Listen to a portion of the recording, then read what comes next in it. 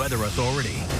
All right, welcome back, and we certainly appreciate you watching as we continue to track Erika. This has been such an interesting storm. I mean, off the coast, then through the state, and now further west. Correct. You know, a lot of the change has to do with the territory that it's moving over. That's right. We've been talking a lot about Hispaniola, and the importance of this island is pretty significant. Let's go ahead and take a look here at the graphic I put together now. The daylight changes, of course. It's still nighttime, which is why you see some of the city lights there. But as we put this into motion, watch how things begin to change.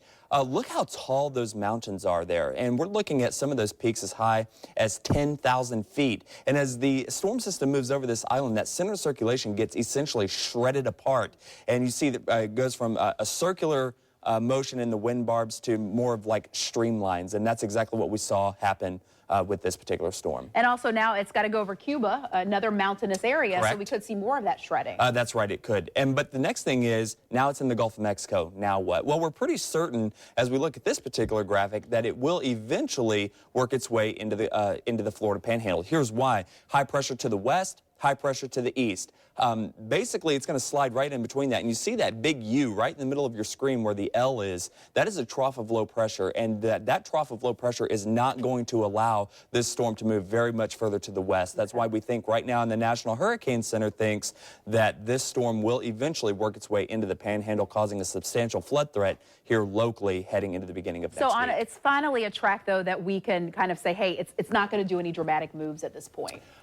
There's a cone of uncertainty for a reason. Of course. So, I mean, but as far as like here to, you know, back through the middle. Correct. Yeah, I think we're pretty much honing in somewhere now along the West Florida coast to the Panhandle. All right. Show us this forecast, too. Yeah, let's get in. Rain this for weekend. sure. Let's go ahead and get into it here as we take a look at the very latest from the National Hurricane Center.